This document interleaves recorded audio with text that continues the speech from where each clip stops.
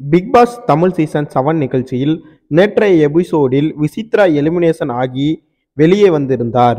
அதற்கு பிறகு முதல் முறையாக அவர் வீடியோ ஒன்றை வெளியிட்டிருக்கிறார். அதில் இந்த சீசனில் டைட்டில் வின்னர் யார் என்பது பற்றியும் ரன்னராக யார் வருவார்கள் என்பது பற்றியும் விசித்ரா தன்னுடைய கருத்தை கூறியிருக்கிறார். இந்த வீடியோ இணையத்தில் பரவி வருகிறது.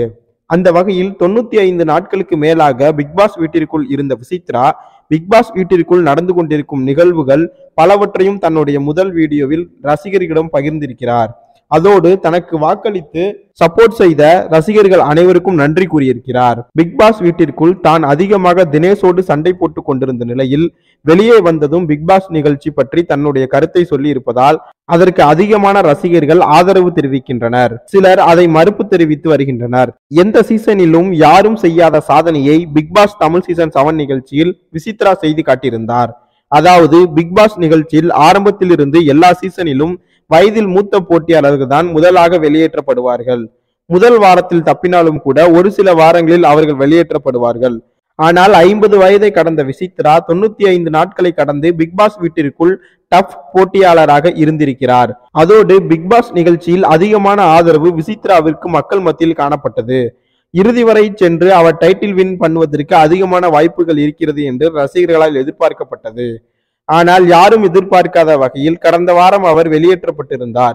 இந்த நிலையில் நிகழ்ச்சியில் இருந்து வெளியேறியதும் விசித்ரா வீடியோ ஒன்றை வெளியிட்டு இருக்கிறார். அதில் அவர் எனக்கு வாக்களித்த மக்கள் அனைவருக்கும் நன்றி, நான் இத்தனை நாட்களாக பிக்பாஸ் வீட்டுக்குள் இருப்பேன் என்று எல்லாம் கொஞ்சம் கூட நினைக்கவே இல்லை. ஆனா நான் இத்தனை நாட்களாக உள்ளே இருந்ததே பெரிய வெற்றி என்றுதான் நினைக்கிறேன். அதை நான் ஒருபோதும் மறக்க மாட்டேன். அதுபோல நான் வெளியே வந்ததுக்கு அப்புறம் கூட பல பேர் பிக்பாஸ் என்னை வெளியே அனுப்பியது அன்ஃபேர் என்றெல்லாம் சொன்னீங்க. அந்த அளவுக்கு நான் மக்கள் மத்தியில் இருக்கிறேன் என்று நினைக்கும் போது எனக்கு ரொம்ப சந்தோஷமா இருக்கு. அதுவே எனக்கு போதுமானது. ஆனாலும் வெளியே வந்ததுக்கு பிறகு எல்லாரும் என்கிட்ட கேட்கிற கேள்வி யார் டைட்டில் வின் பண்ணுவாங்க என்றுதான். அதற்கு எல்லோரும் சொல்லுகிறது அர்ச்சனா என்றுதான். ஆனா என்னை பொறுத்த வரைக்கும் மாயா வின் பண்ணுனா நல்லா இருக்கும்னு எனக்கு தோணுது. இது என்னுடைய தனிப்பட்ட கருத்து எல்லாம் கிடையாது. பிக்பாஸ் வீட்டுக்குள் இருந்த காரணத்தின் அடிப்படையில் தான் நான் இதை சொல்றேன்.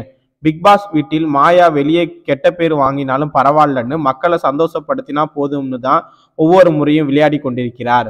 அர்ச்சனா உள்ளே வரும்போது நல்லா ஒர்க் அவுட் பண்ணிட்டு தான் பிக்பாஸ்க்குள்ள வந்திருக்காங்க. பிரதீப் விஷயத்தில் உரிமை குரல் தூக்கினதுனால தான் அர்ச்சனாவுக்கு நிறைய சப்போர்ட் கிடைச்சது. அதுபோல பிரதீப் விஷயத்துல நான் கூட சொன்னது அவனை உள்ள வச்சு திருத்தி இருக்கலாம் என்றுதான். ஒருவேளை பிரதீப் பிக்பாஸ் வீட்டுக்குள் இருந்திருந்தால் இந்த முறை டைட்டில் வின்னருக்கான போட்டியில் பெரிய மாற்றம் இருந்திருக்கும். அதுபோல இந்த சீசன்ல டைட்டில் வின்னர் ஆகுவதற்குரிய வாய்ப்பு அர்ச்சனா மற்றும் மாயாவுக்கு தான் இருக்கிறது. மாயாவை எடுத்துக்கொண்டா மாயா நெகட்டிவா காட்டி பிக்பாஸை நல்லபடியா கொண்டு போறாங்க.